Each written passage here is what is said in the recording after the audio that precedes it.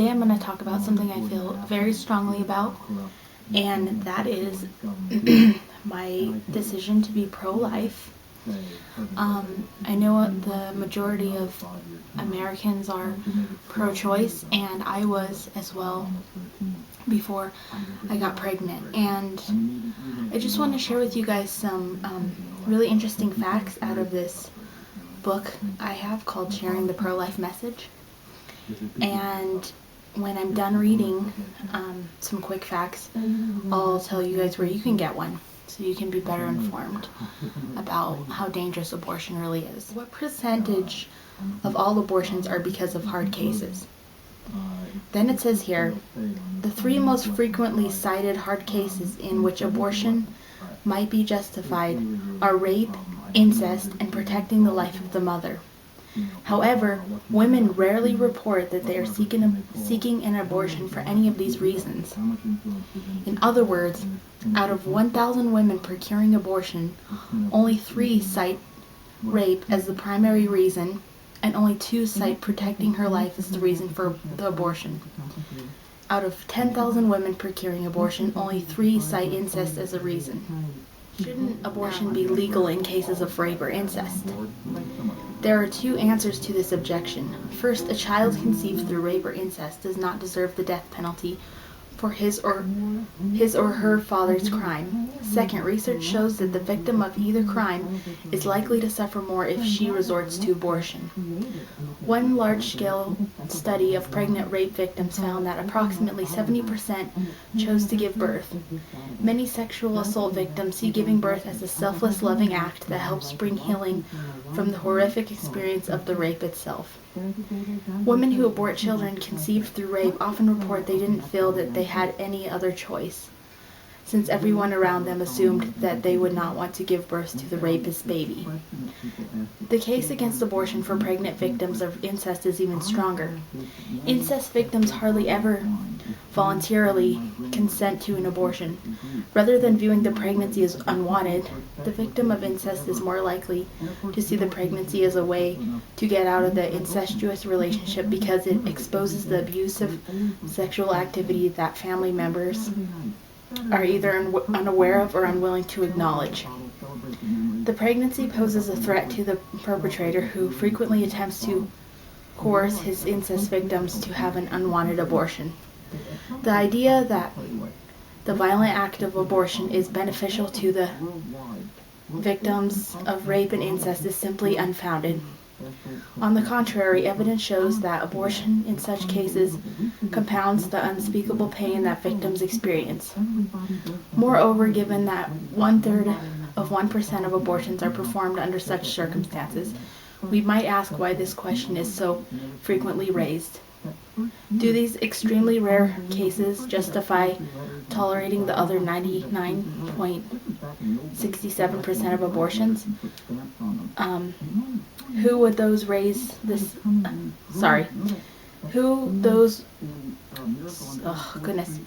Would those who raise this objection really be willing to ban abortion if exceptions were made for rape and incest? So there's another thing. That's actually, there's several sources down here for that, and that's coming from women who have actually experienced that. So there's that, if you had any questions. This is another good question.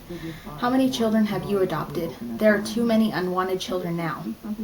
There are many more couples seeking to adopt babies than there are babies available for adoption. Each year, approximately 40,000 babies are given up for adoption in the United States, and 129,000 children are in foster care eligible for adoption, versus approximately 600,000 couples actively seeking to adopt children. So, there's another argument, and I'll post the sources in the link. I'm tearing off these stickers as I go. Okay, and this next question. Okay. Why are you opposed to abortion when it helps women so much? Although abortion advocates claim that abortion is necessary for women's well-being, in fact, abortion seriously harms the women who choose it. Women deserve better than abortion. Abortion increases a woman's risk of developing breast, cervical, ovarian, and liver cancers. Subsequent pregnancies are more likely to involve complications including placenta previa, premature labor, or ectopic pregnancy. Moreover, abortion is the 5th leading cause of maternal death in the United States, despite significant levels of underreporting. Women are also psychologically harmed by abortion. Post-abortive women have higher rates of drug and alcohol abuse. They have higher rates of suicidal thoughts and attempt suicide more often. They are more likely to abuse their current children and to get divorced. Post-abortive women are more likely than the general population to seek counseling or hospitalization for depression. Thousands of women who have experienced the negative impact of abortion in their lives have begun to speak out through programs like the Silent No More awareness campaign. They are sharing their stories of how abortion has harmed them and the people they love on websites like silentnomore.com and at afterabortion.org. So I'll post those up in the link as well.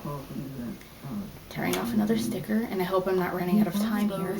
Planned Parenthood here. I know that they get a lot of clients, and I just want you guys to know what they do. Does Planned Parenthood provide safe abortions? Since abortion was made legal across the United States in 1973, hundreds of women have been killed as a direct consequence of abortion, many of them at Planned Parenthood facilities. In one recent example, a Planned Parenthood clinic in Riverside, California, inserted laminaria into the cervix of a 21-year-old woman named Edric Good, failing to observe that she had a vaginal infection. The infection spread and she died a few days later. Her family is suing Planned Parenthood for malpractice. Moreover, Planned Parenthood consistently resists state measures that would make their centers safer by requiring them to conform to the same safety standards as other surgical centers, standards which in most states are not imposed on abortion facilities. That's kind of scary if you ask me. Doesn't Planned Parenthood refer for adoption as well as offering abortion? Planned Parenthood lists adoption referrals as one of the services they provide, but evidence from their own international reporting reveals that adoption is a very low priority for them. These people sure love killing babies. In their annual report for 2005, the number of adoption referrals was admitted. For 2006, Planned Parenthood reported only 1 adoption referral for every 180 abortions. Where does Planned Parenthood stand on parental involvement laws? Planned Parenthood strongly opposes laws requiring parental involvement in minor girls' abortions. Though such laws are supported by 69% of the American public, though parental approval is required for a minor girl to get her ears pierced or take an aspirin dispensed by the school nurse, Planned Parenthood insists parents have no right to know if their daughters get abortions. Under 18? Yeah, that's not okay. Does Planned Parenthood shelter child predators? There is mounting evidence that Planned Parenthood facilities routinely fail to report cases of statutory rape while coaching underage girls in how to procure abortions while avoiding mandatory reporting and parental involvement laws. Undercover videos gathered by independent investigators suggest this may be standard Planned Parenthood practice nationwide. This may be a standard Planned Parenthood practice nationwide, and I've seen those videos and they are real. This is the book I was reading out of, Sharing the Pro-Life Message. It's 100% free, and I really encourage you guys to get it because it will really open your eyes to things that you didn't even know about, like some of these things I didn't even know about. If you go to www.prolifeaction.org, you can get one of these books for free, and it's really helpful, and I encourage you guys to get it.